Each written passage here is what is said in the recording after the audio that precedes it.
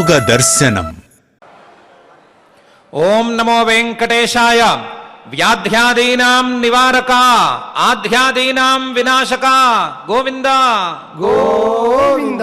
चित्त विक्षेप वारणा चित्त निक्षेप धारणा गोविंद गोविंद।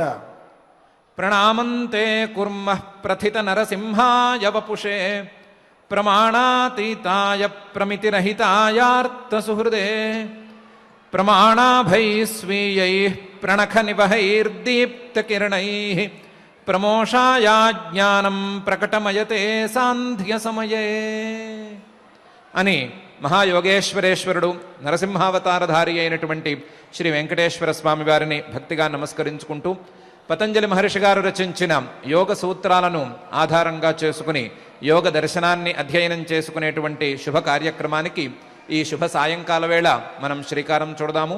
ప్రారంభంలో ఆచార్యుల వారితో కలిసి ప్రార్థనా శ్లోకాలను చదువుకుని ఈ కార్యక్రమానికి శుభారంభం చేసుకుందాము. ఓం నమో నారసింహాయ.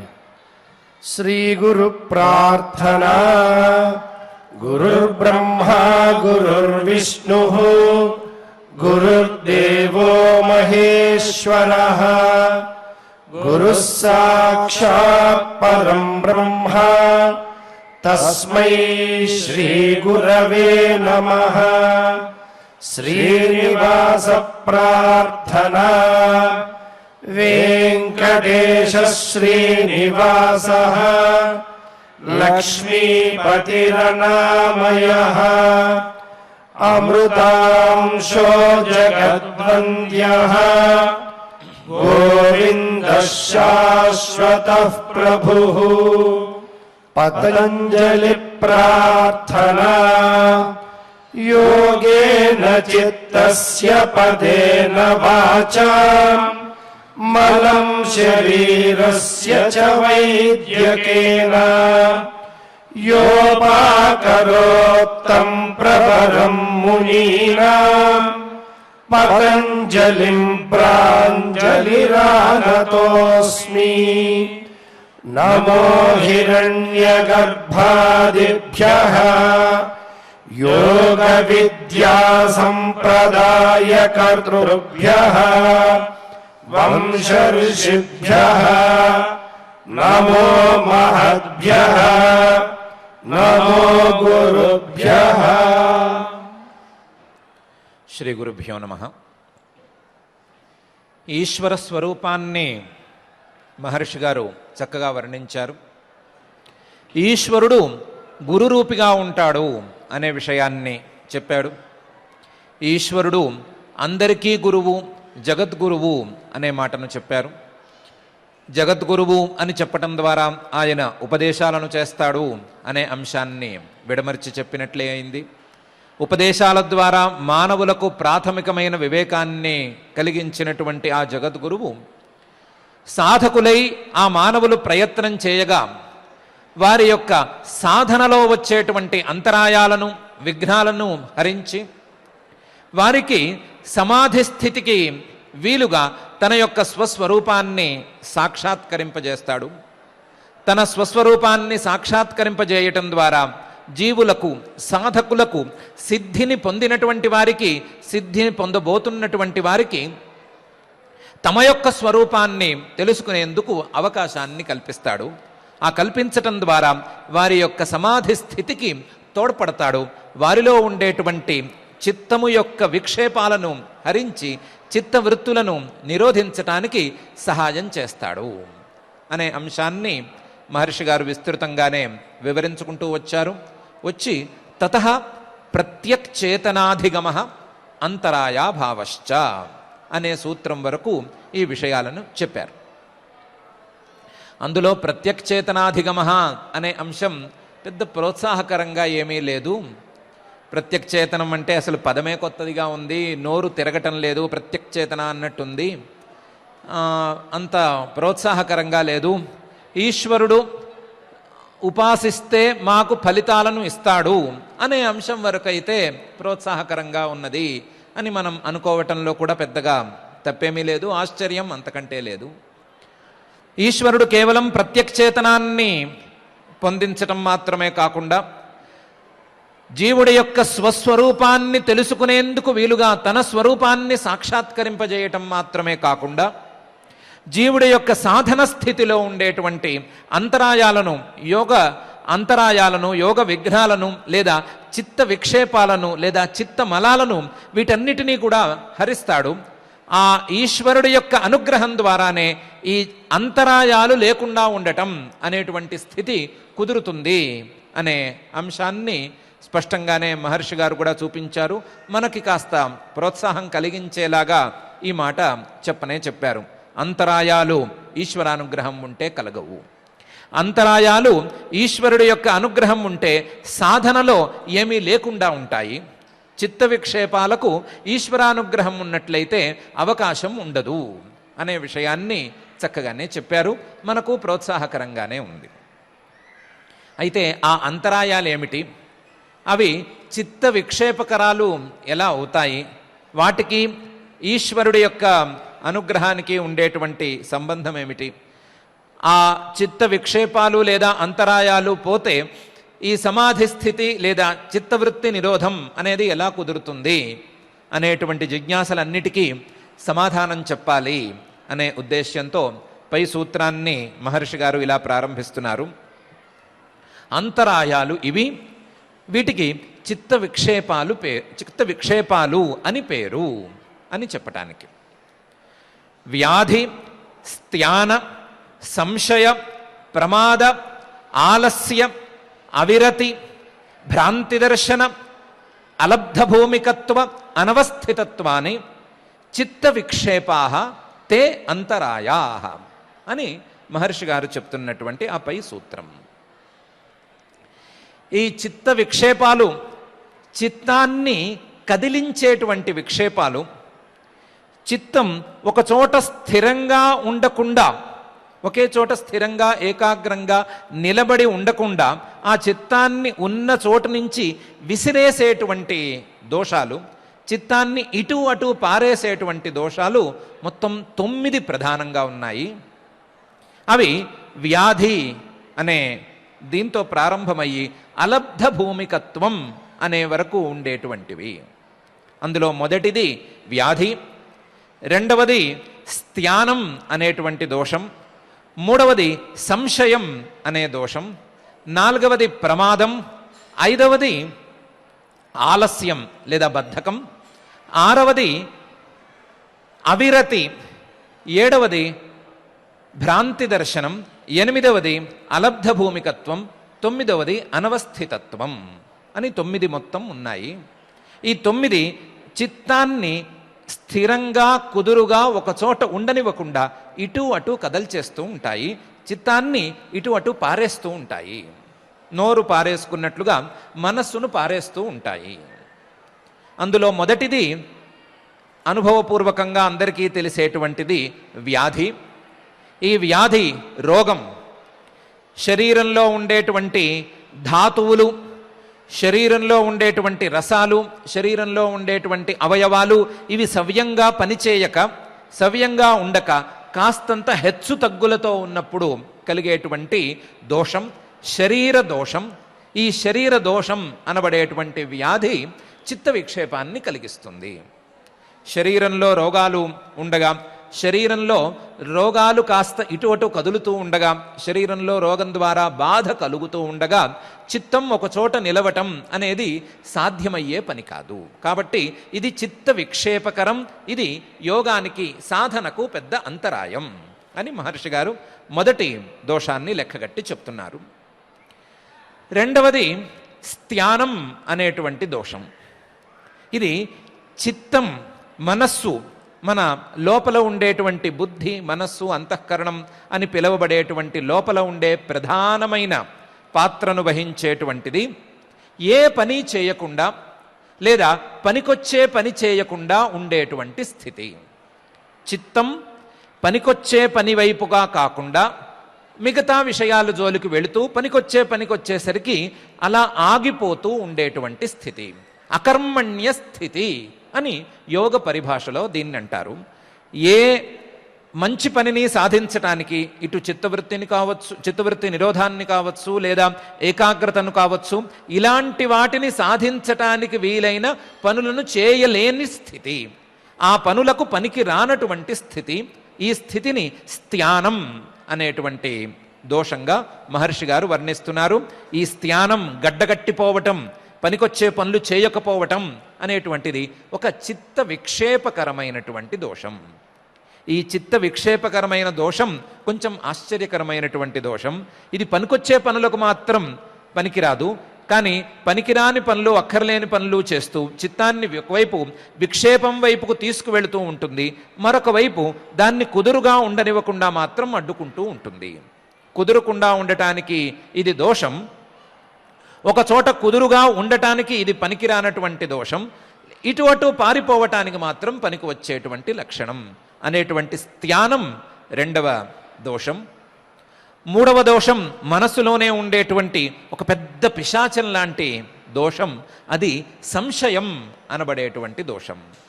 ఈ సంశయం ఇది ఇలానా అలానా, ఈ యోగం అనేదాన్ని నమ్మచ్చా నమ్మకూడదా, చిత్తం అనేది ఉందా లేదా, ఆ చిత్తవృత్తులు కలుగుతున్నాయా కలగట్లేదా, ఈ చిత్తవృత్తి నిరోధం అసలు కుదురుతుందా కుదరదా, మనల్ని ఎవరైనా మోసం చేస్తున్నారా, ఎవరైనా మనకు వేరే రకంగా చెప్తున్నారా, చిత్తవృత్తులను నిరోధించటం అనేది అసలు సాధ్యమే కాని పనా, లేదా నిజంగా సాధ్యమవుతుందా అనే సంశయం వైపుకే నిరంతరం మనస్సు పోతూ ఉండటం, ఏదో ఒక సంశయాన్నే తెచ్చిపెట్టుకుంటూ ఉండటం, సంశయంతో ఏ పనికి ఏ ప్రయత్నానికి పూనుకోకుండా ఉండటం అనేటువంటిది మూడవ దోషం, సంశయం అనేటువంటి దోషం అని మహర్షి గారు చెప్తున్నారు.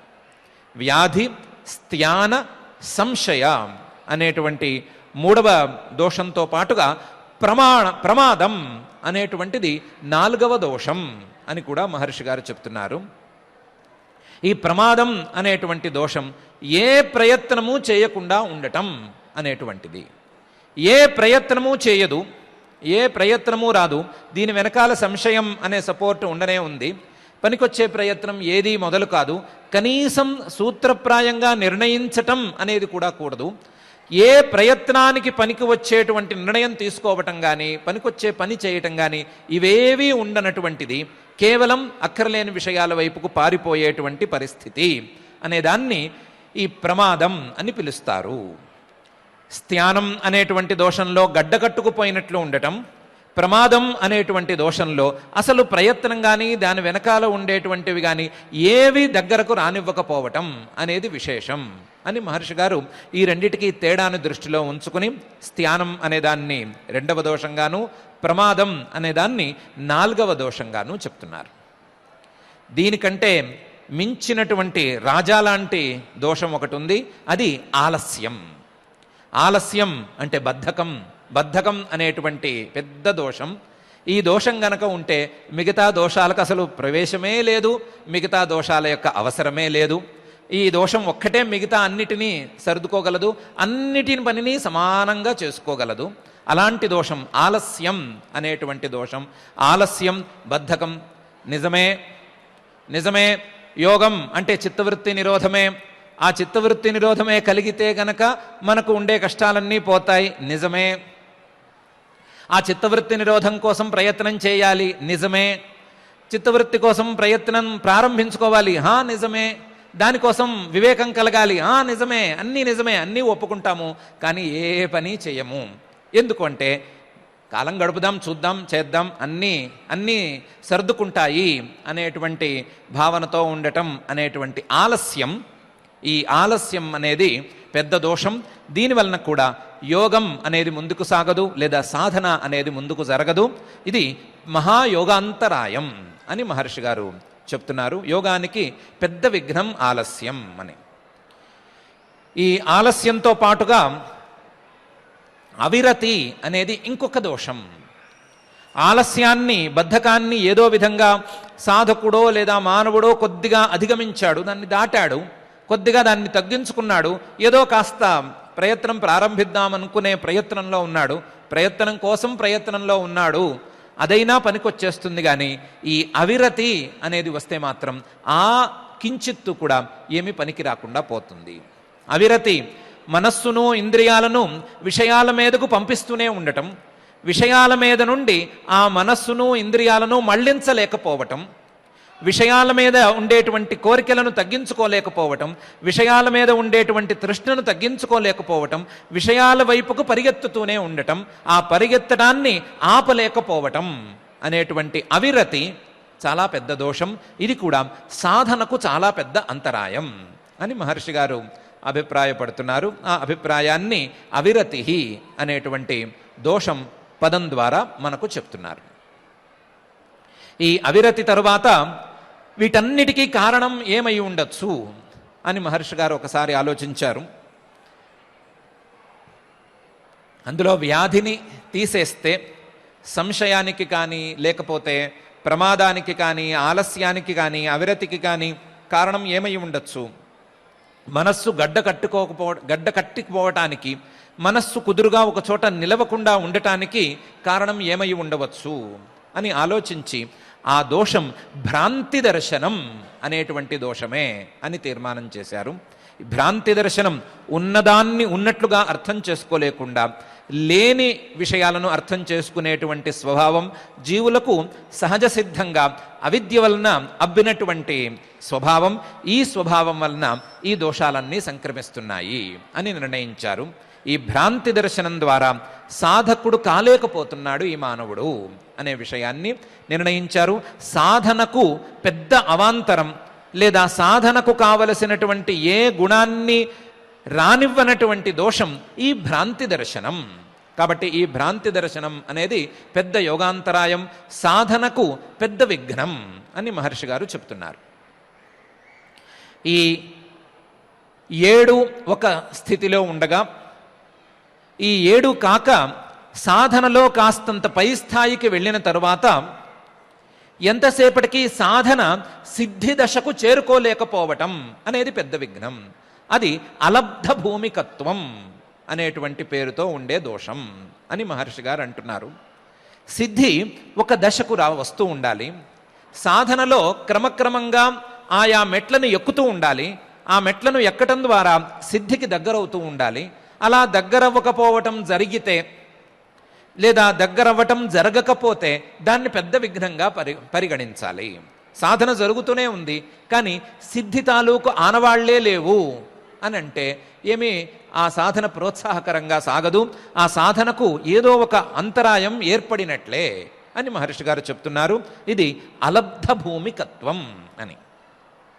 పోనీ కొండకొచో ఎక్కడైనా కాస్త సిద్ధి తాలూకు ఆనవాళ్లు అందినా, చిన్న స్థాయి సిద్ధిలో పెద్ద స్థాయి సిద్ధిలో అందిన సిద్ధులు గనక స్థిరంగా నిలవకపోతే, అవి కుదురుగా నిలవకపోతే అది కూడా ఓ పెద్ద అంతరాయమే. అందిన సిద్ధి గనక స్థిరంగా ఉండి పై స్థాయి సిద్ధికి వెళ్లేందుకు వీలుగా లేకపోతే అది పెద్ద అంతరాయం కిందే పరిగణించుకోవాలి. అది కూడా పెద్ద దోషం అనే అనుకోవాలి అని మహర్షి గారు చెప్తున్నారు.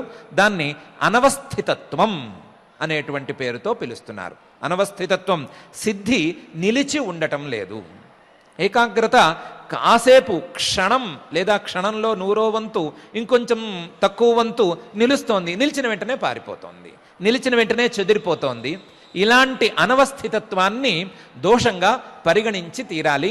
ఇది కూడా యోగాంతరాయం అనే అనిపించుకుంటుంది. యోగ విఘ్నమే ఇది, సాధనకు పెద్ద విఘ్నమే ఇది అని మహర్షి గారు చెప్తున్నారు.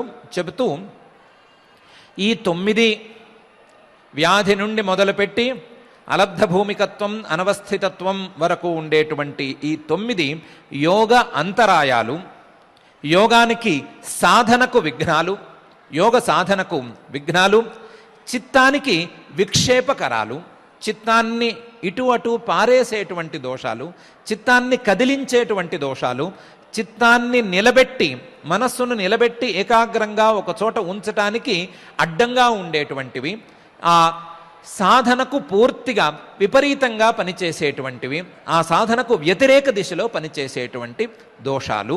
అందువలన వీటికి చిత్త విక్షేపాహ అని పేరు. చిత్తాన్ని ఇటు అటు కదిలిస్తూ ఉంటాయి కాబట్టి చిత్త విక్షేపకరమైనటువంటి దోషాలు ఇవి.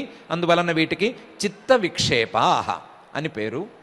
ఈ చిత్త విక్షేపాలన్నీ తే అంతరాయా, ఇవి యోగానికి, యోగ సాధనకు, సమాధి స్థితిని తెచ్చుకోవటానికి, చిత్తవృత్తులను నిరోధించుకోవటానికి, ఏకాగ్రత కుదరటానికి, లేదా ఈశ్వర ప్రణిధానానికి, వీటన్నిటికీ కూడా అవరోధాలుగా, అడ్డగింపులుగా ఉంటాయి అనే విషయాన్ని మహర్షి గారు ఈ సూత్రంలో చెప్తున్నారు. వ్యాధి, స్థ్యాన, సంశయ, ప్రమాద, ఆలస్య, అవిరతి, భ్రాంతి దర్శన, అలబ్ధ భూమికత్వ, అనవస్థితత్వాని చిత్త విక్షేపా తే అంతరాయా అనేటువంటి సూత్రంలో ఈ అంతరాయాలన్నీ, ఈ చెప్పినటువంటి ఈ 9 అంతరాయాలు, 9 విఘ్నాలు, ఈ 9 చిత్త విక్షేప హేతువులు కూడా పరమేశ్వరానుగ్రహం గనక పరిపూర్ణంగా ఉన్నట్లయితే, ఆ పరమేశ్వరుడిని ఏకాగ్రతతో ధ్యానించగలిగినట్లయితే, పరమేశ్వరుడిని ఆ ప్రణవ రూపంలోనూ, ప్రణవ వాచ్యంగానూ, ప్రణవార్థ భావనతోనూ గనక భావన చేసుకోగలిగినట్లయితే, ఆ పరమేశ్వరుడి అనుగ్రహం ద్వారా ఈ అవాంతరాలన్నీ, ఈ అంతరాయాలన్నీ పూర్తిగా తొలగిపోతాయి. తొలగిపోయిన తరువాత సాధన సిద్ధిని అందిస్తుంది. సిద్ధిని అందించటం అంటే ఈశ్వర సాక్షాత్కారం. ఆ సాక్షాత్కారం ద్వారా ప్రత్యక్షేతనాధిగమం, మనకు పెద్దగా ప్రోత్సాహకరంగా లేని ప్రత్యక్షేతనాధిగమం, ఆ ప్రత్యక్షేతనాధిగమం ద్వారా వృత్తి నిరోధం అనే స్థితి వరకు వెళ్తాయి అని మహర్షి గారు అభిప్రాయపడుతున్నారు. ఆ అభిప్రాయంతో తతః ప్రత్యక్షేతనాధిగమ అంతరాయాభావశ్చ అని చెప్పి, ఈశ్వర ధ్యానం వలన, ఈశ్వర ప్రణిధానం వలన, లేదా ఈశ్వరుడి యొక్క అనుగ్రహం వలన ప్రత్యక్షేతనాధిగమంతో పాటు దానికి కావలసినటువంటి అంతరాయాభావం కూడా లభిస్తుంది. ఆ అంతరాయాలు ఈ 9 ప్రధానంగా ఉన్నాయి. ఈ 9 అంతరాయాలు ఈశ్వరానుగ్రహం ద్వారా తొలగిపోతాయి అనే విషయాన్ని క్రమంగా 2 సూత్రాలలో మహర్షి గారు వివరిస్తున్నారు. పరీక్ష చేసుకోవలసింది చాలానే ఉంది. వ్యాధి, ఇది శరీరంలో ఉండేటువంటి దోషం. వ్యాధి తప్ప మిగతావన్నీ కూడా దాదాపుగా మనసులో ఉండేటువంటి దోషాలే. స్థానం, గడ్డగట్టి పోవటం అనేటువంటి దోషం మనసులో ఉండే దోషమే. అలాగే సంశయం అనేది కూడా మనసులో ఉండే దోషమే. ప్రమాదము, ఆలస్యము, ఈ 2 కూడా మనసులో ఉండేటువంటి దోషాలే. అవిరతి అనేది దాన్ని కూడా మనస్సుకు, ఇంద్రియాలకు ఉండే దోషంగా మనం లెక్క వేసుకోవచ్చు. అలాగే భ్రాంతి దర్శనం మనసులో ఉండేటువంటి దోషమే. ఈ అలబ్ధ భూమికత్వం, అనవస్థితత్వం అనేది సాధనలో ఉండేటువంటి దోషాలు అని చెప్పుకోవచ్చు, లేదా సాధన ద్వారా మనసులో ఉండేటువంటి దోషాలు అని చెప్పుకోవచ్చు. వీటిల్లో ఏది ఎలా అడ్డగిస్తుంది, ఏ దోషం సాధనను ఏ విధంగా అడ్డగిస్తుంది, లేదా సాధన సిద్ధి వైపుగా వెళ్లకుండా ఏ రకంగా ఇది విఘ్నంగా పరిణమిస్తుంది అనే విషయాన్ని ఆలోచించుకోవాలి.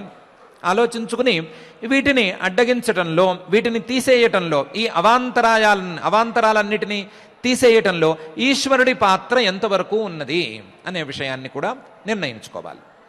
నిర్ణయించుకునే ముందు మనం తొందరగా ఒక పని చేసుకోవాల్సిన అవసరం ఉంది. అది, ఈశ్వరుడు అసలు ఇలాంటి అంతరాయాలను పోగొడతాడు, ఇలాంటి దోషాలన్నిటినీ తొలగిస్తాడు.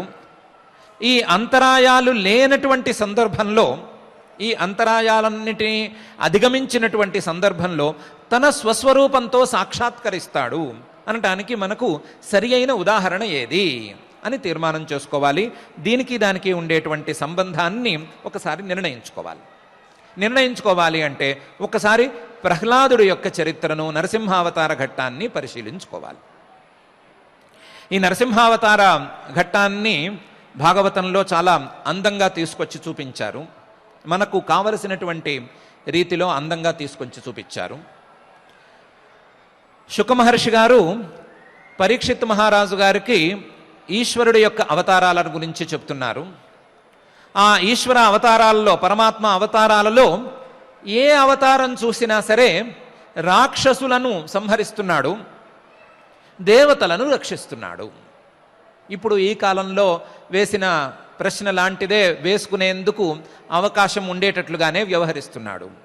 ఈ కాలంలో ఈశ్వరుడి మీద ఉండేటువంటి ప్రధాన ఆరోపణ ఆయన అంత సర్వసమర్థుడైతే ఆయుధాలను ఎందుకు ధరిస్తాడు? తన ప్రేమతో ఎదుటివారిని ఎందుకు మార్చేయడు? ప్రేమమూర్తిగా ఎదుటివారి యొక్క మనసులను ఎందుకు మార్చడు? ఆయుధాలను ధరించడం ఎందుకు? దండించటం ఎందుకు? ఇలాంటి ప్రశ్నలన్నీ వస్తున్నాయి కదా. అలాంటి ప్రశ్నలకు వీలుగా వ్యవహరిస్తున్నాడు. అంటే దేవతల మీద పక్షపాతం చూపిస్తున్నాడు, రాక్షసుల మీద కోపాన్ని ప్రదర్శిస్తున్నాడు. రాక్షసుల మీద కోపం ఎందుకు? దేవతల మీద ప్రేమ ఎందుకు? ఈ పక్షపాత ధోరణి ఈశ్వర స్వరూపానికి విరుద్ధంగా ఉంది కదా. కాబట్టి ఈశ్వర స్వరూపాన్ని పక్షపాతరహితంగా ఎలా అర్థం చేసుకోవటం అనే ప్రశ్న పరీక్షిత్ మహారాజు గారికి ఉదయించింది. దాన్ని ఆయన శుకమహర్షి గారి దగ్గర ఉంచాడు. ఆయన్ని అడిగాడు. అడిగితే శుకమహర్షి గారు నవ్వారు. నవ్వి, ఈ ప్రశ్న నీకే కాదు మీ తాతగారికి కూడా వచ్చింది. ఎప్పుడొచ్చింది అంటే, రాజసూయ యాగంలో శ్రీకృష్ణ పరమాత్మను ప్రథమ తాంబూలంతో సత్కరించారు. సత్కరించినప్పుడు శిశుపాలుడు అనేటువంటి శ్రీకృష్ణుడి యొక్క దాయాది దాన్ని ఖండించాడు, తప్పు అని చెప్పాడు. చెప్పినప్పుడు ఇలా ఖండిస్తావా అని చెప్పి ఈ శ్రీకృష్ణుడు తన సుదర్శన చక్రంతో అతని శిరస్సు ఖండించాడు. ఖండించినప్పుడు ఆశ్చర్యంగా అందరూ చూస్తూ ఉండగానే ఆ శిశుపాలుడిలోంచి ఒక జ్యోతి లాంటిది వచ్చి శ్రీకృష్ణుడిలో లీనమైపోయింది. అందరూ చూస్తూ ఉండగానే అంటే కాస్తంత యోగ దృష్టి ఉన్నవారందరూ చూస్తూ ఉండగానే, కాస్తంత యోగ దృష్టి ఉన్నవారు చూస్తూ ఉండగానే ఈ సంఘటన ఒక్కసారి ధర్మరాజు గారిలో సందేహాన్ని రేకెత్తిచ్చింది.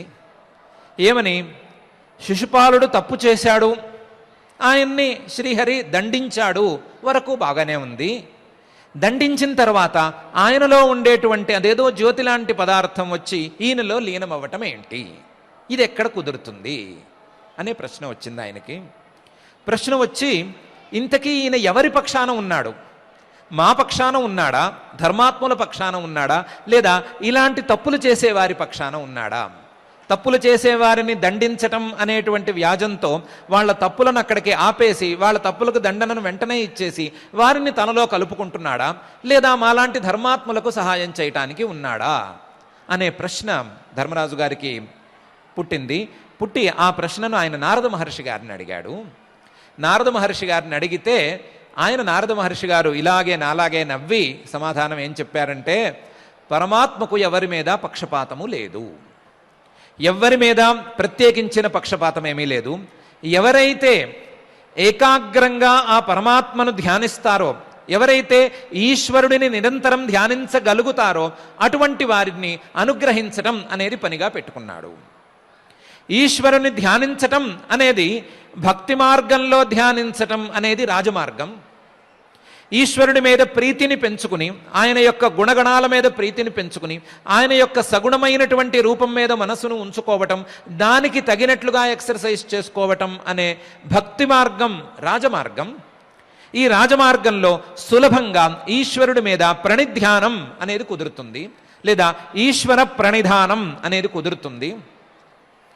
ఇది కాకుండా కూడా, ఈ దారిలో కాకుండా కూడా వైరభక్తితో, ఈశ్వరుడి మీద వైరభావంతో శత్రువుని నిరంతరం స్మరించుకున్నట్లుగా ద్వేషంతో కూడా ఈశ్వరుడి మీద ఏకాగ్రతను ఉంచుకోవచ్చు. ఈశ్వరుడిని ఏకాగ్రంగా నిరంతరం ధ్యానించుకుంటూ ఉండొచ్చు. అది కూడా సంభవమే, అది కూడా కుదురుతుంది. కానీ అందరికీ మాత్రం కాదు.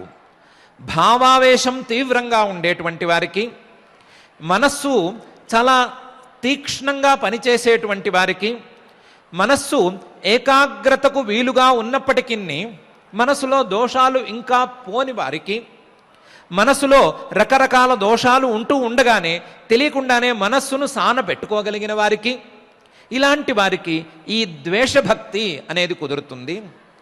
ద్వేషభక్తి కుదరటం వలన, ఆ ద్వేషంతో ఈశ్వరుడిని నిరంతరం ధ్యానించుకుంటూ ఉండటం వలన వారు ఈశ్వర ప్రణిధానాన్ని చేసుకోగలుగుతారు. ఇలాంటి వారు చాలా అరుదుగా ఉంటారు. ఇది తొందరపడి అందరికీ సాధ్యమయ్యేటువంటిది కాదు, సరి అయిన దారి కూడా కాదు. ఇది ముళ్ళదారి లాంటి దారి. ముళ్ళదారైన దారి కాబట్టి దారి అని అనాలి, కానీ అందరికీ ఉపయోగించే దారి కాదు, అందరూ వెళ్ళగలిగినటువంటి దారి కాదు. ఈ ముళ్ళదారిలో కొంతమంది ఈశ్వరుణ్ణి ధ్యానించగలిగిన వారు ఉన్నారు. ఆ ఈశ్వరుణ్ణి ధ్యానించగలిగిన వారిలో ఈ శిశుపాలుడు అనేవాడు కూడా ఒకడు. ఈ దారిని ఈ శిశుపాలుడు తన యొక్క పూర్వజన్మలో ఎన్నుకున్నాడు. ఈ శిశుపాలుడు ఎవరో కాడు, శ్రీహరి మందిరం బయట ఉండేటువంటి ద్వారపాలకుల్లో ఒకడు, విజయులలో ఒకడు.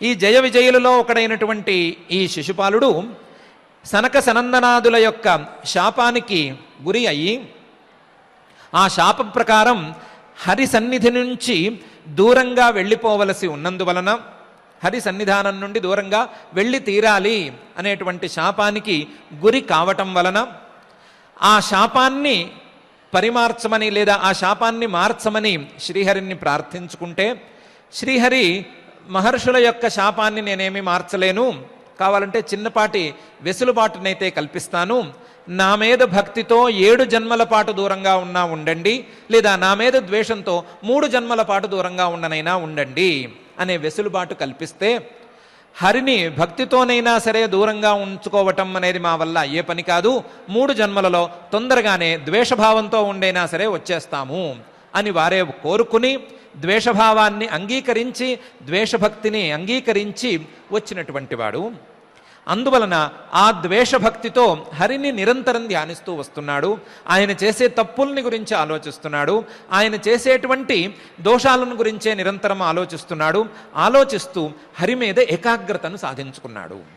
ఏకాగ్రతను సాధించుకోవటం వలన ఈశ్వర ప్రణిధానం అనేది ఇతనికి కుదిరిన తరువాత ఇతని కర్మక్షయం జరిగినందువలన శాప విమోక్షణాన్ని ఆ శ్రీహరే సాక్షాత్తుగా ప్రసాదిస్తున్నాడు. శ్రీహరి సాక్షాత్తుగా శాప విమోచనాన్ని ప్రసాదించటం, సాక్షాత్కరించటం లేదా అనుగ్రహించటం, ద్వేషభక్తిని కూడా అంగీకరించటం అనేది పెద్ద ఆశ్చర్యమైన విషయమేం కాదు. పాతకాలంలో చాలామంది పెద్ద పెద్ద రాక్షసులకి ఇలాగే అనుగ్రహించినటువంటి సందర్భాలు ఉన్నాయి. ద్వేషభక్తికి కూడా శ్రీహరి తన యొక్క అనుగ్రహాన్ని ప్రదర్శించినటువంటి సందర్భాలు, ద్వేషభక్తితో కూడా దుష్ట సాధకులు ఈశ్వర ప్రణిధానాన్ని సాధించుకున్నటువంటి సందర్భాలు ఉన్నాయి.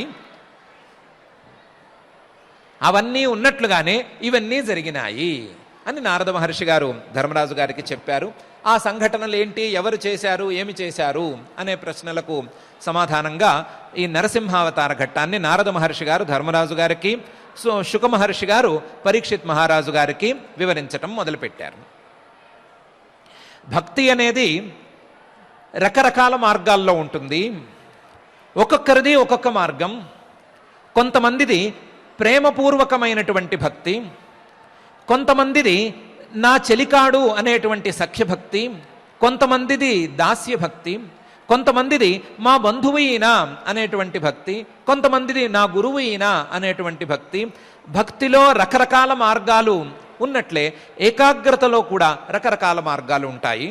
అందులో అందరికీ పనికిరానిది, కొంతమందికే పనికొచ్చేది ఈ ద్వేషభక్తితో కూడినటువంటి, ద్వేషభావంతో కూడినటువంటి సాధనా మార్గం. ఈ మార్గాన్ని అందరూ అనుసరించలేరు. కేవలం హిరణ్యకశిపుడు ఒక్కడు మాత్రమే అనుసరించగలిగాడు. హిరణ్యకశిపుడు అంటే జయ విజయుల యొక్క మొదటి జన్మలో ఉండేటువంటి వారు. ఈ హిరణ్యకశిపుడు యొక్క అన్న హిరణ్యాక్షుడు అనేవాడు. ఆ హిరణ్యాక్షుణ్ణి ఈ శ్రీహరి వరాహావతారాన్ని ధరించి సంహరించేశాడు. సంహరించేసేంత వరకు ఈ హిరణ్యకశిపుడు రకరకాల శాస్త్రాలను చదువుకుని, రకరకాల విద్యలను నేర్చుకుని, తత్వజ్ఞానం కోసం శోధన కూడా చేసి, ఈ జీవులు వారి యొక్క జన్మలు, వాటి యొక్క తీరులు, తెన్నులు, శరీరము, ఆత్మ ఇలాంటి విషయాలన్నిటి గురించి చర్చించుకుని గురువుల ద్వారా ఉపదేశాన్ని కూడా పొంది ఉన్నాడు. ఎప్పుడైతే అన్నగారిని శ్రీహరి ఒక రూపాన్ని ధరించి సంహరించాడు అని విన్నాడో అప్పటి నుంచి ఇవన్నీ కూడా పూర్తిగా మర్చిపోయాడు. మర్చిపోయి నా అన్నని ఈయన సంహరిస్తాడా, నేను ఈయన ఈ ప్రపంచంలో లేకుండా చూసుకుంటాను, ఈ శ్రీహరిని ఈ భూప్రపంచంలో ఉండనివ్వను అని ప్రతిజ్ఞ చేసుకున్నాడు. ఎట్లాగైనా సరే ఈ శ్రీహరి అనేవాణ్ణి లేకుండా చేస్తాను, ఈశ్వరుణ్ణి ఈ ప్రపంచం నుంచి తీసేస్తాను అని సంకల్పం చేసుకున్నాడు. సంకల్పం చేసి ఆ సంకల్పాన్ని వెళ్ళి తన తల్లికి మొదలు చెప్పాడు. తల్లిగారు సహజంగా దితి ఆవిడ ఒప్పుకుంది. ఆవిడ పుత్రశోకంతో ఉన్నది. తన పుత్రుణ్ణి ఆ ఈశ్వరుడు సంహరించాడు అనేటువంటి శోకంలో ఉంది, ఆవిడ బాధలో ఉంది. ఆవిడ కూడా అంగీకరించింది.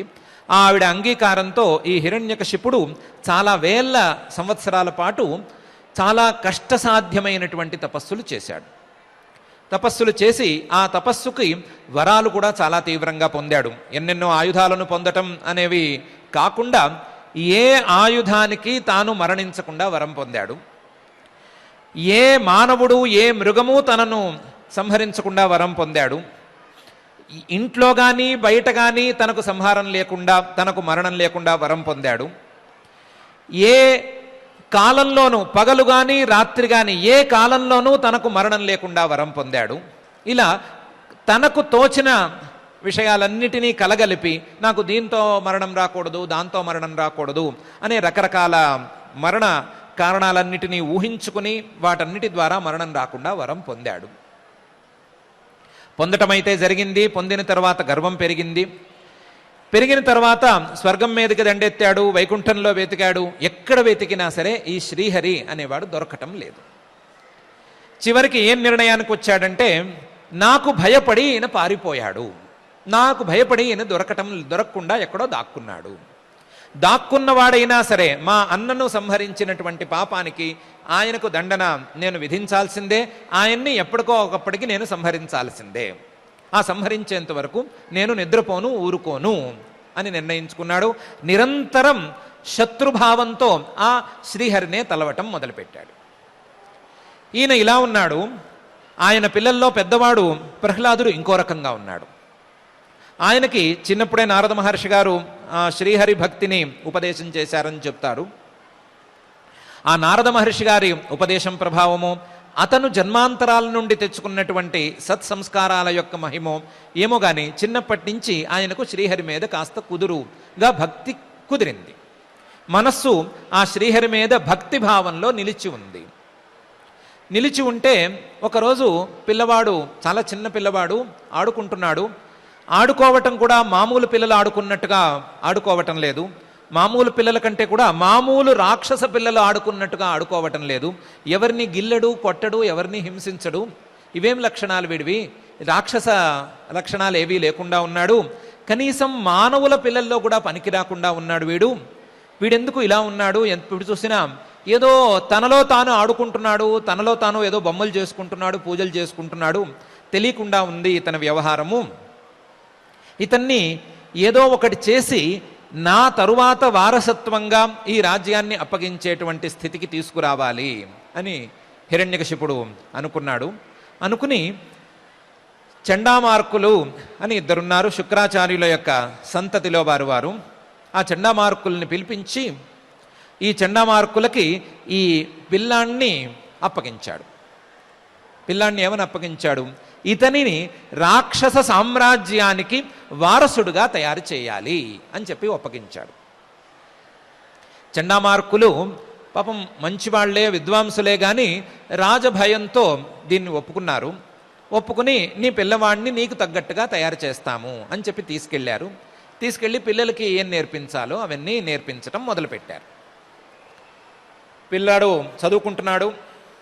చదువుకుంటూ ఉండగా ఒకరోజు పిల్లవాడు ఏం చదువుకుంటున్నాడు అని స్కూల్కి వెళ్ళి, పేరెంట్స్ స్కూల్కి వెళ్ళి చూసినట్లుగా ఈ హిరణ్యకశిపుడు వారి ఆశ్రమానికి వెళ్ళి చూడాలని వెళ్ళాడు.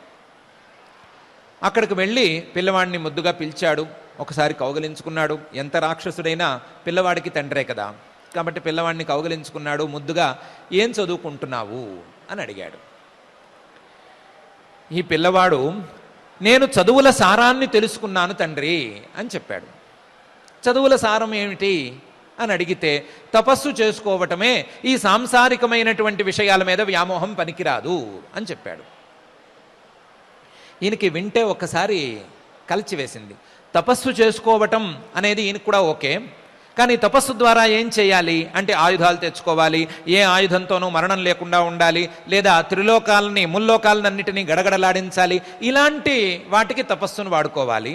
కానీ పిల్లవాడు తపస్సును దానికి వాడుకుంటున్నట్టుగా అనిపించటం లేదు. ఏదో వేరే కారణం చెప్తున్నాడు, ఎక్కడా సరిగా పొసగటం లేదు. అందువలన ఇది చదువు చెప్పేవారిలోనే లోపం అని అనుకుని చండామార్కుల్ని ఒకసారి హెచ్చరించాడు. సరిగ్గా చెప్పండి చదువు వీడికి అని. దాంతో చండామార్కులు కొంచెం సీరియస్గా తీసుకున్నారు ఇష్యూని. తీసుకుని కొంచెం శాస్త్రజ్ఞానం పిల్లవాడికి బోధపడితే బాగుంటుంది అని శాస్త్రాలు చెప్పటం మొదలుపెట్టారు. సెకండ్ సూపర్విజన్ జరగటం అనేటువంటి కాలం వచ్చింది. ఆ రెండోసారి సూపర్విజన్కి వచ్చేసరికి హిరణ్యకశిపుడు గుండె ఒక్కసారి ఆగిపోయినంత పనైంది. కిందటిసారి తపస్సు, వైరాగ్యం వీటి గురించే మాట్లాడాడు పిల్లవాడు. కానీ ఈసారి చదువులో సారమల్లా నేను తెలుసుకున్నాను అని అంటున్నాడు. చదువు సారం ఏమిటి అంటే హరిభక్తే అని అంటున్నాడు. శ్రీహరి మీద భక్తిగా ఉండటమే చదువు యొక్క పరమార్థం అని అంటున్నాడు. అది విని ఒక్కసారి గుండె ఆగినంత పనైంది హిరణ్యకశిపుడికి. మొదట్లో కాస్తంత భయపడ్డాడు. ఇది ఎవరి దోషం అని ఒక్కసారి ఆలోచించాడు. ఇదేమన్నా గురువులు ఏమన్నా తప్పుగా చెప్పారా అని వాళ్ళని పిలిచి ఒకసారి తిట్టాడు. వాళ్ళేమన్నారు, మేమేమి నీకు శత్రువులం కాము కదా, నువ్వు ఎలా కావాలనుకున్నావో అలా ట్రైనింగ్ ఇవ్వడానికే కదా మేము పూనుకున్నాము. ఈ పిల్లవాడు మా మాట వినటం లేదు, మేము చెప్పిన దాన్ని ఇలా అర్థం చేసుకుంటున్నాడు, మేము ఏం చెప్పినా సరే హరిభక్తి వైపుగానే ఆ చదువుని అర్థం చేసుకుంటున్నాడు, మా తప్పేమీ లేదు అని అన్నారు.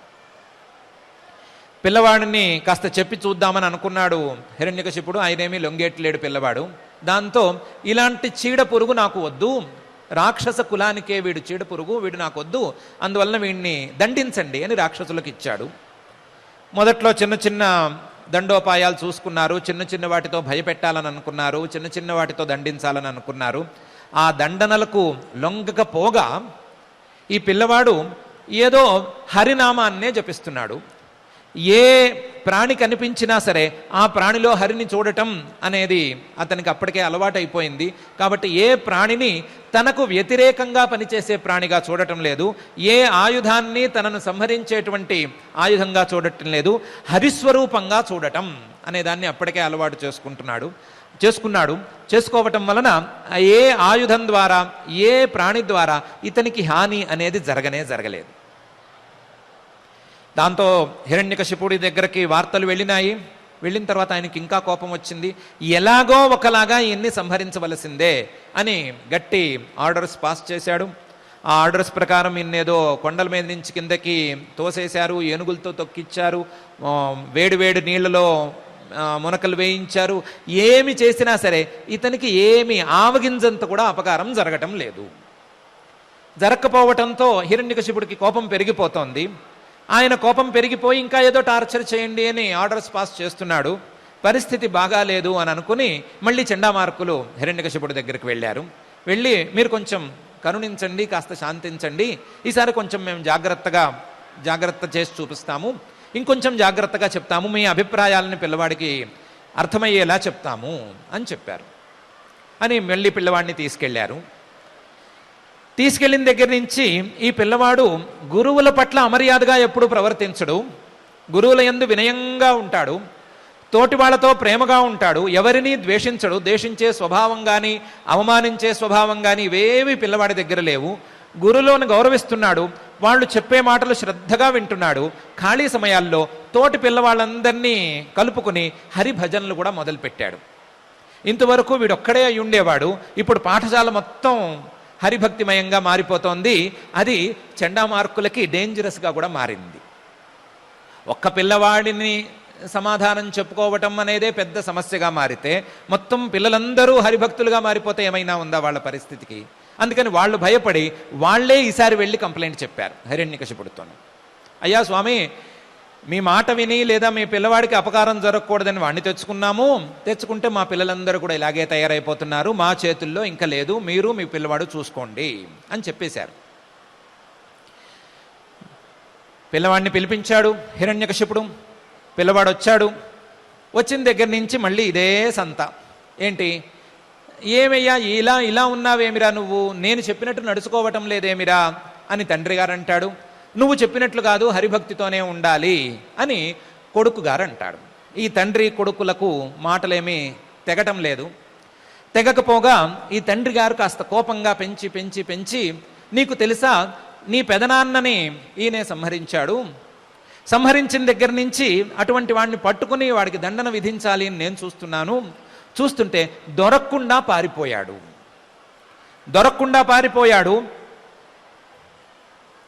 ఎంత వెతికినా దొరకటం లేదు, ఎంత వెతికినా దొరకటం లేదు. ఎక్కడున్నాడు రా నీ శ్రీహరి అని అడిగాడు. ఎక్కడున్నాడు, ఎక్కడ వెతికినా దొరకటం లేదు అని తండ్రి గారు అన్నారు. పిల్లవాడు ఎక్కడ వెతికినా దొరుకుతాడండి అని సమాధానం చెప్పాడు. ఎక్కడ వెతికినా, ఆ శ్రీహరిని ఎక్కడ వెతికినా ఆయన దొరుకుతాడు. విశ్వవ్యాపకుడు ఆయన. ఆయన ఎక్కడ వెతికినా దొరుకుతాడు, ఎక్కడ వెతికినా దొరకటం లేదనేది సరియైన పదం కాదు. కలడంబోధిన్ గలండు గాలిన్ గలండ్ ఆకాశంబునం గుంభినిం గలండ్ అగ్నిన్ దిశలం బగళ్ళ నిశలన్ ఖద్యోత చంద్రాత్మలన్ గలండ్ ఆకాశంబునం త్రిమూర్తులం త్రిలింగ వ్యక్తులం దంతడం గలండు ఈశుండు గలండు తండ్రి వెదగంగా నేల నీ యాయడన్ గలండు ఓంకారంబునన్. ఆయన పంచభూతాలలో ఎక్కడ వెతికినా దొరుకుతాడు. రాత్రి పగలు లాంటి కాలాల్లో ఎక్కడ వెతికినా దొరుకుతాడు. ఏ దిక్కులో వెతికినా దొరుకుతాడు. ఆ త్రిమూర్తులలో ఎక్కడ వెతికినా దొరుకుతాడు. అలాగే 3 లింగాలలో ఉండేటువంటి మానవులలో ఎక్కడ వెతికినా దొరుకుతాడు. రాక్షసుల్లో కానీ ఎక్కడ ఉన్నా సరే, స్త్రీ పురుషాదుల్లో ఎక్కడ వెతికినా దొరుకుతాడు. అన్నిటినీ మించి ఓంకారంలో కూడా దొరుకుతాడు. ఇక్కడ అక్కడ అని లేదు, ఎక్కడ వెతికినా దొరుకుతాడు. అసలు వెతకటం అనేది అనవసరం, చూడటం అనేదే ప్రధానం. చూడటం అనేది మొదలు పెడితే ఎక్కడైనా దొరుకుతాడు, ఎక్కడైనా కనిపిస్తాడు, ఎక్కడైనా ఆ శ్రీహరిని చూడగలము అని చెప్పాడు. ఈ మాట మీద కూడా చాలా చెప్పాడు. ఇందు గలడం అందు లేడని సందేహము వలదు అని కూడా చెప్పాడు. చెప్పిన తర్వాత మాట చాలా పెరిగిపోయింది, పెరిగిపోయి వివాదం దాకా వెళ్ళింది. నీ శ్రీహరి సర్వవ్యాపకుడే, ఎక్కడ పడితే అక్కడ ఉండేట్లే అయితే ఈ స్తంభంలో ఉన్నాడా అని అడిగాడు. అన్ని చోట్ల ఉన్నాడు అని నేను సమాధానం చెప్తుంటే ఇక్కడున్నాడా అక్కడున్నాడా అని అడుగుతావేంటి అని కొడుకు గారు మళ్ళీ అన్నాడు. ఈయన హిరణ్యకశిపుడు కోపం పట్టలేక అక్కడ ఉండే స్తంభాన్ని తన చేత్తో గట్టిగా ఒక్కసారి చరిచాడు. చేత్తో చరిచాడో గదతో చరిచాడు. చరిస్తే ఆ స్తంభం 2గా చీలిపోయింది. ఆయన శక్తికి బలానికి ఆ స్తంభంలోంచి సగం మానవాకారం, సగం సింహం తల మానవుడి ఆకారంతో హిరణ్యకశిపుడే ఊహించనంత పరిమాణంలో, చాలా పెద్ద పరిమాణంలో గర్జన చేసుకుంటూ భీకరంగా వెలిగిపోతూ మంటలతో ఒక్కసారి నరసింహావతారంతో స్వామి ఆవిర్భవించాడు. ఆవిర్భవించిన వాడు వాన పురుగును గద్ద పట్టుకున్నట్టుగా హిరణ్యకశిపుణ్ణి పట్టుకున్నాడు. వాన పురుగుని ఎంత సులభంగా గద్ద పట్టుకోగలదో, పాములనే ముక్కలు చేసి తినగలిగినటువంటి గరుడ పక్షి వానపాముని ఎంత సులభంగా పట్టుకోగలదో అంత సులభంగా ఈ హిరణ్యకశిపుణ్ణి పట్టుకున్నాడు. హిరణ్యకశిపుడు యుద్ధము చేయలేకపోయాడు, లేదా అతను సమాధానము ప్రశ్నలు ఏమీ లేకపోయినాయి. అతన్ని తీసుకెళ్ళాడు, గడప మీద నుంచోపెట్టాడు, తన తొడ మీద పడుకోపెట్టాడు. అప్పటికి అటు రాత్రి ఇటు పగలు కానటువంటి సంధ్యాసమయమైంది. ఆ సంధ్యాసమయంలో అతన్ని తన గోళ్లతో చీల్చివేసేశాడు. చీల్చివేసి ఆ పేగులన్నిటినీ తాను ధరించి ఆ హిరణ్యకశిపుణ్ణి సంహరించేశాడు. ఆ తర్వాత జరగాల్సిందేదో జరిగింది. ఆయన చాలా ఉగ్రమైనటువంటి రూపంలో ఆవిర్భవించాడు. ఈ ఉగ్రమూర్తిని శాంతి చేయటం ఎట్లా అని అందరూ మల్లగుల్లాలు పడుతున్నాడు. బ్రహ్మగారు ఆ పరమాత్మకు పుత్రుడు రూపంలో ఉన్నవాడు, ఆయన కూడా నేను దగ్గరికి వెళ్ళనంటే వెళ్ళనన్నాడు. సరే, వైకుంఠం నుంచి లక్ష్మీదేవిని పిలిపించారు. ఆవిడ కూడా కాస్త భయపడింది. మామూలు సందర్భాల్లో పర్వాలేదు కాదండి, ఇప్పుడు కాస్త కోపంగా ఉన్నారు అయ్యవారు, ఇప్పుడు నేను వెళ్ళటం భావ్యం కాదు అన్నది ఆవిడ. ఎవరు ఇన్ని శాంతపరిచేది అనంటే ప్రహ్లాదుడు ఒక్కడే దానికి సరి అని ఆయన్నే పిల్లవాడిని తోశారు. పిల్లవాడిని తోస్తే పిల్లవాడిని చూసిన వెంటనే అంతవరకు భీకరంగా కోపంగా ఉండేటువంటి నరసింహస్వామి ఒకసారి చిరునవ్వు నవ్వాడు. చిరునవ్వు నవ్వి ఆయన తల మీద చేయి పెట్టాడు.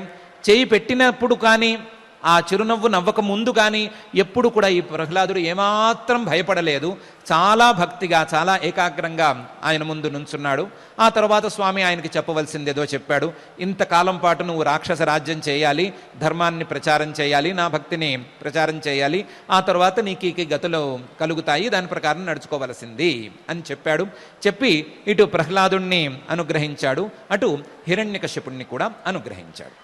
హిరణ్యకశిపుణ్ణి కూడా అనుగ్రహించినట్లే అని ప్రారంభంలోనే చెప్పుకున్నాం మనం. ఇది నరసింహావతార ఘట్టం. దీనికి మన యోగ సూత్రాలకు సంబంధం ఏమిటి అనే విషయాన్ని పరిశీలించుకోవాలి.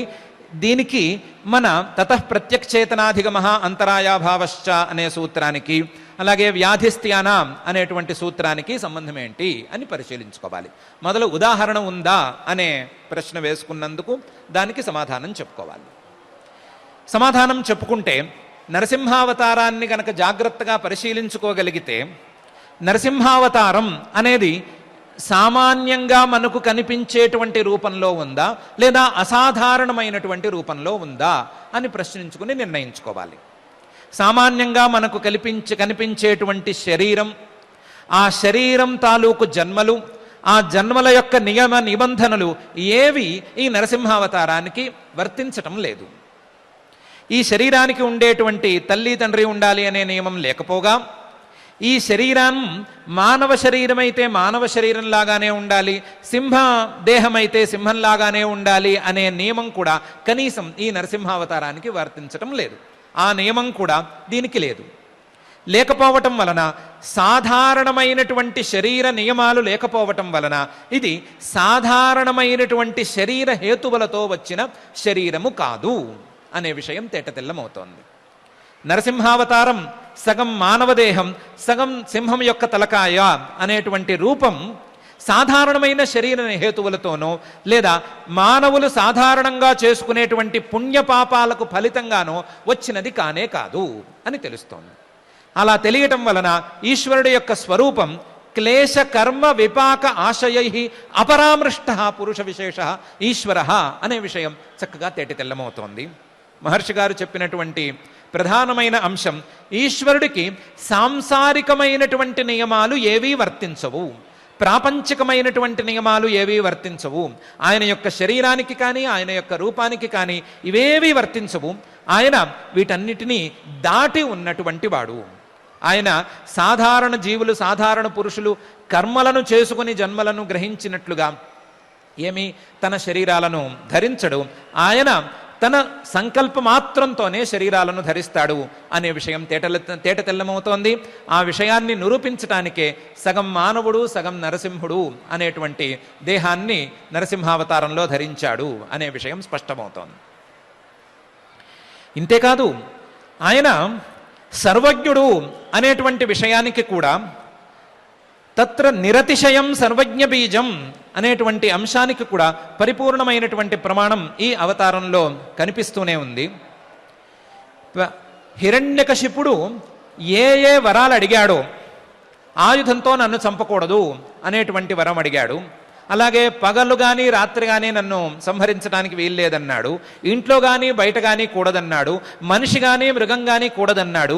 వీటన్నిటినీ కలిపి ఒకే ఒక దెబ్బతో తన తొడల మీద కింద కానీ పైన కానీ కాకుండా, ఇంట్లో కానీ బయట కానీ కాకుండా, గడప మీద పొద్దున కానీ సాయంత్రం రాత్రి కానీ కాకుండా, సంధ్యా సమయంలో మానవం కానీ మృగం కానీ కాకుండా, నరసింహావతారంలో ఏ ఆయుధంతో కాకుండా తన గోళ్లతోనే ఆ హిరణ్యకశిపుణ్ణి సంహరించటం ద్వారా తన శక్తిని, సర్వజ్ఞ శక్తిని చక్కగానే ప్రకటించి చూపించాడు. తత్ర నిరతిశయం సర్వజ్ఞ బీజం అనే దానికి తార్కాణంగా నిలిచాడు. దానితో పాటుగా స పూర్వేషామపి గురుహు కాలేన అనవచ్ఛేదాత్ అనేటువంటి సూత్రానికి ఉదాహరణగా ఆయన ఏ కాలంతోనూ సంబంధం లేకుండా, ఏ గర్భవాసాది కాలాలతోనూ నిమిత్తం లేకుండా అనుకున్న వెంటనే, అనుకున్న మరుక్షణం ప్రహ్లాదుడు ఇక్కడ ఉన్నాడు, ఇక్కడ ఉండి తీరతాడు భగవంతుడు అని చెప్పిన వెంటనే బయటకు వచ్చి కాలంతో సంబంధం లేనటువంటి స్వరూపాన్ని, తన యొక్క స్వరూపాన్ని ఆవిర్భవింపజేశాడు. ఆ విధంగా కాలేన అనవచ్ఛేదాత్ అనేటువంటి సూత్రానికి ఉదాహరణగా నిలిచి తన యొక్క స్వస్వరూప సాక్షాత్కారాన్ని ప్రహ్లాదుడికి కనిపింపజేసి, తన సాక్షాత్కారాన్ని ఆ ప్రహ్లాదుడికి ఇచ్చి, తన స్వరూపానికి, ప్రహ్లాదుడి యొక్క పురుష స్వరూపానికి, ప్రహ్లాదుడి యొక్క స్వరూపానికి ఉండేటువంటి తేడాను తెలుసుకునేందుకు వీలుగా ఆ ప్రహ్లాదుడి యొక్క సాధన స్థితిని అనుగ్రహించేటట్లుగా తన సాక్షాత్కారాన్ని అనుగ్రహించి ప్రహ్లాదుడికి ప్రత్యక్ చేతనాధిగమ అనేదాన్ని సాధించి పెట్టాడు. ప్రహ్లాదుడికి సహజంగానే అంతరాయాలు ఏవీ లేవు కాబట్టి ఆ అంతరాయాలను ప్రహ్లాదుడు ఇంతకుముందే అధిగమించాడు కాబట్టి ప్రత్యక్షేతనాధిగమ అనేదాన్ని సులభంగా ఇచ్చేసి ప్రహ్లాదుడికి కావలసినటువంటి తత్వజ్ఞానాన్ని, సమాధి స్థితిని అందించాడు. అందించి ప్రహ్లాదుడు కాక ఇతరులకు ఈ అంతరాయాలను దాటేటువంటి శక్తిని ప్రసాదిస్తూ, ఇతరులకు ఈ అంతరాయాలను దాటేటువంటి సామర్థ్యాన్ని అనుగ్రహిస్తూ, ఇతరులకు తత్వజ్ఞానాన్ని అనుగ్రహిస్తున్నాడు. తత్వజ్ఞానం వైపుగా చేసేటువంటి ప్రయత్నానికి ఫలితాన్ని ఇస్తున్నాడు. నరసింహావతారాన్ని జ్ఞానప్రధానమైనటువంటి అవతారం అని పెద్దలు చెప్తారు. నరసింహస్వామిని శత్రు సంహారం కోసమో మరొక ప్రయోజనం కోసమో ఆశ్రయించవచ్చు, తీరుస్తాడు. దానితో పాటుగా జ్ఞానాన్ని గనక ప్రార్థిస్తే ఆ జ్ఞానాన్ని పరిపూర్ణంగా ఇస్తాడు, జ్ఞానాన్ని పరిపూర్ణంగా ప్రసాదిస్తాడు అని పెద్దలు చెప్తారు. అటువంటి నరసింహావతారం అనేటువంటి తన యొక్క రూపంతో ఈశ్వరుడు తనను ఆశ్రయించినటువంటి సాధకులకు అంతరాయాలను తొలగించి అవాంతరాలన్నిటినీ పూర్తిగా దూరం చేసి ప్రత్యక్షేతనాధిగమాన్ని తీసుకొచ్చి చూపిస్తున్నాడు. ప్రత్యక్షేతనాధిగమం ద్వారా ప్రతి ఒక్కరికి చిత్తవృత్తి నిరోధ స్థితిని కల్పించేందుకు సహాయం చేస్తున్నాడు. అందరినీ అనుగ్రహిస్తూనే ఉన్నాడు, అందరినీ అనుగ్రహించటానికి సిద్ధంగా ఉన్నాడు. కానీ అందరూ ఆయనను ప్రార్థించటం అనేది ఇంకా కొంత జరగవలసి ఉంది. ఇంకా కొంత జరగవలసింది అనేటువంటి జాబితాలో మనం లేకుండా చూసుకోవలసినటువంటి అవసరం కూడా మనకు ఉంది.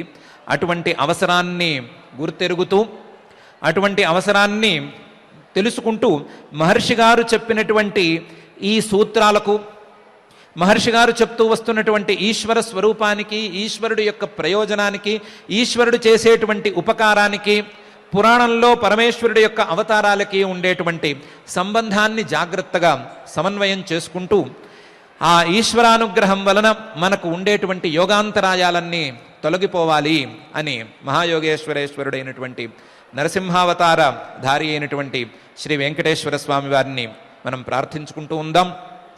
ప్రార్థించుకుంటూ ఈ సూత్రాన్ని వేరువేరు దారుల ద్వారా వేరువేరు రీతుల్లో అర్థం చేసుకునేటువంటి ప్రయత్నం కూడా చేసుకుందాం. మనం ఆ ప్రయత్నంతో ఆ వెంకటేశ్వర స్వామిని ప్రార్థించుకుంటూ ఈ రోజుకి కొంచెం ఆలస్యమైనా సరే ఓర్పుగా ఓపికగా పారాయణ కార్యక్రమాన్ని ప్రారంభించుకుందాం. ఓం నమో వెంకటేశాయ.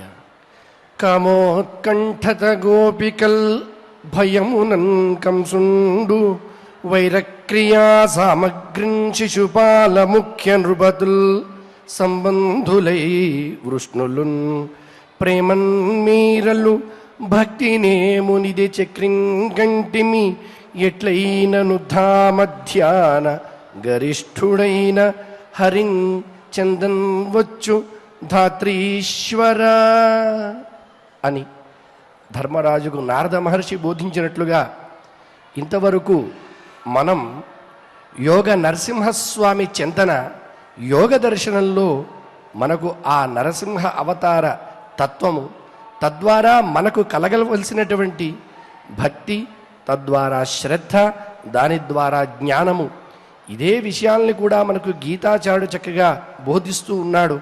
అదే మనకు ఈనాటి పారాయణలో కూడా లభిస్తోంది. శ్రద్ధావాన్ లభతే జ్ఞానం, జ్ఞానం లబ్ధ్వా పరాం శాంతిం అచిరేణాధిగచ్చతి అని.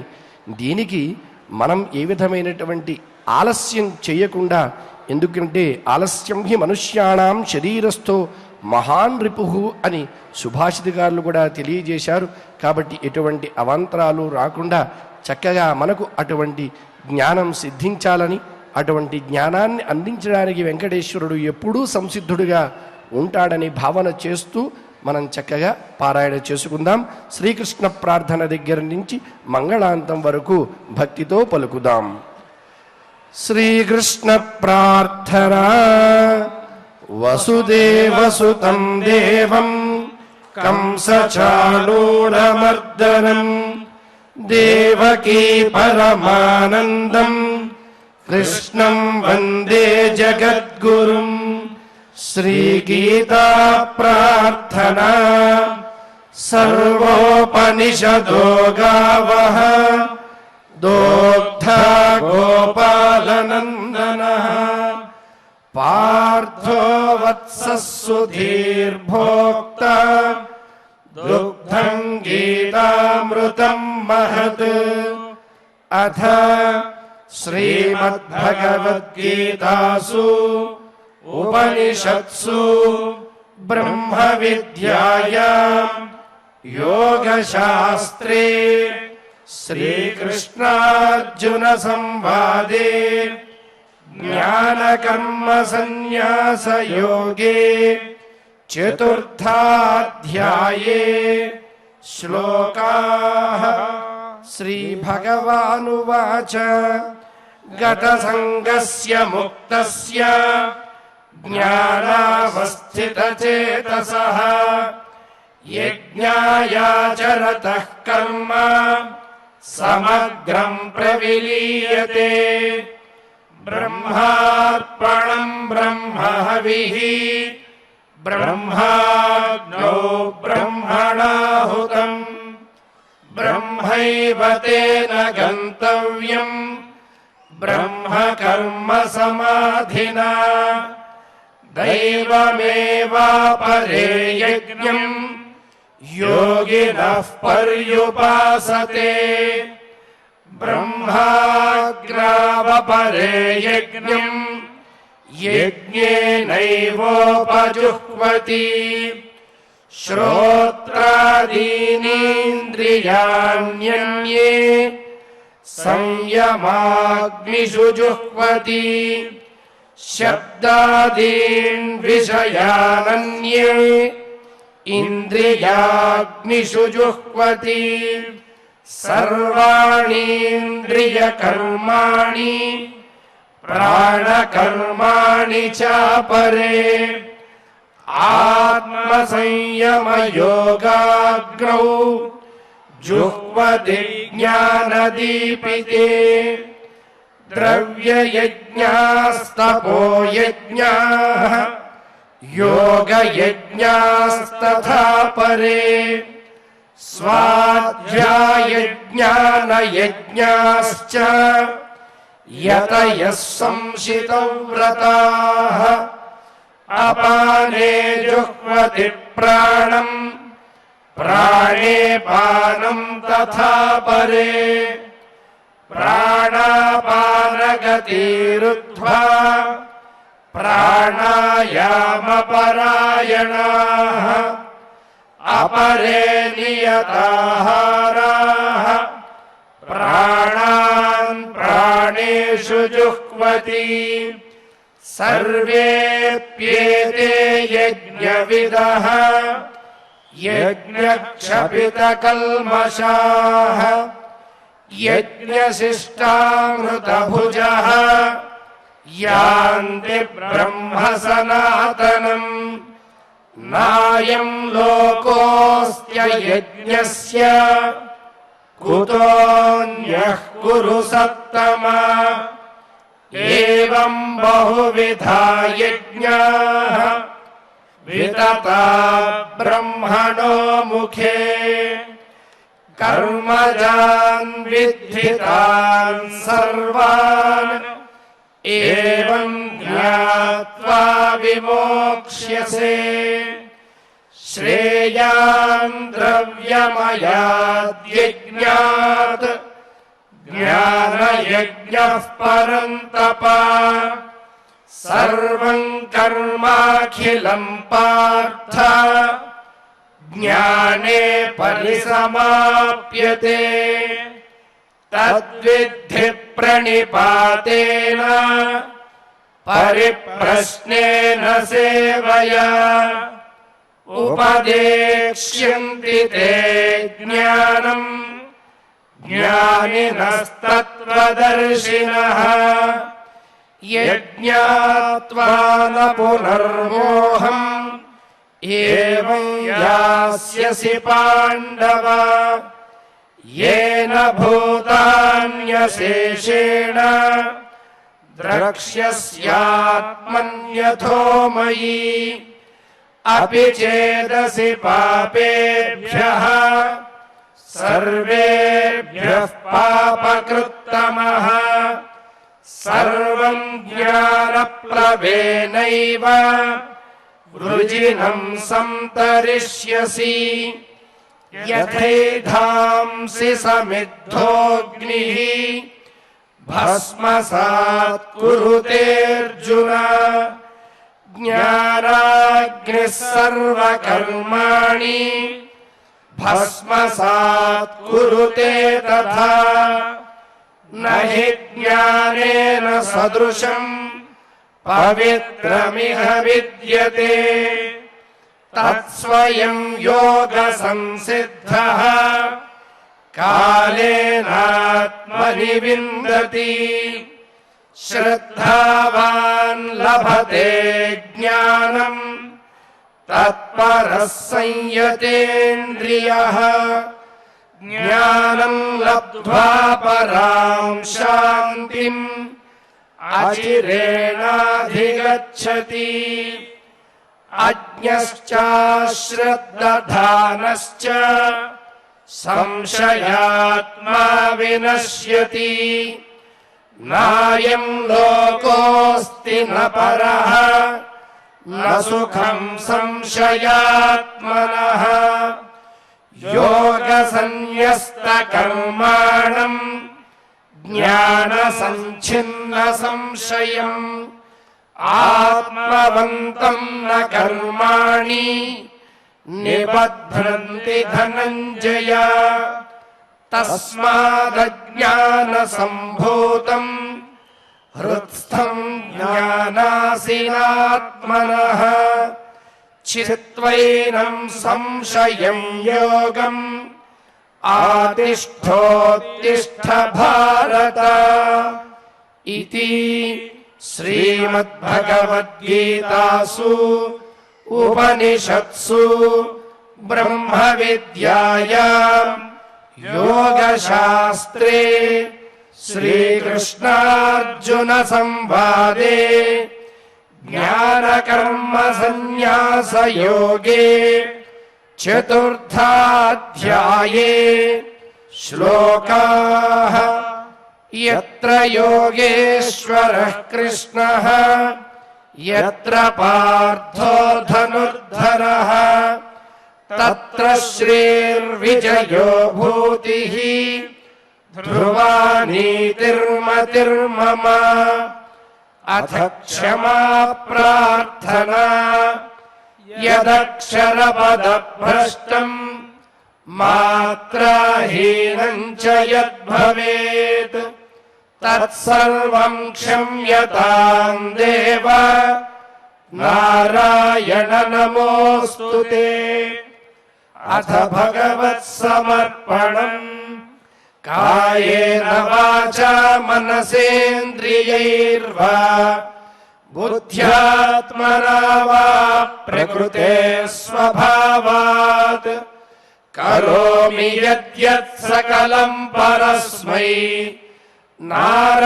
नारायणायेति समर्पयामि। अथ लोकक्षेम प्रार्थना सर्वे भवन्तु सुखिनः सर्वे सन्तु निरामयाः सर्वे भद्राणि पश्यन्तु मा कश्चित् दुःखभाग् भवेत्।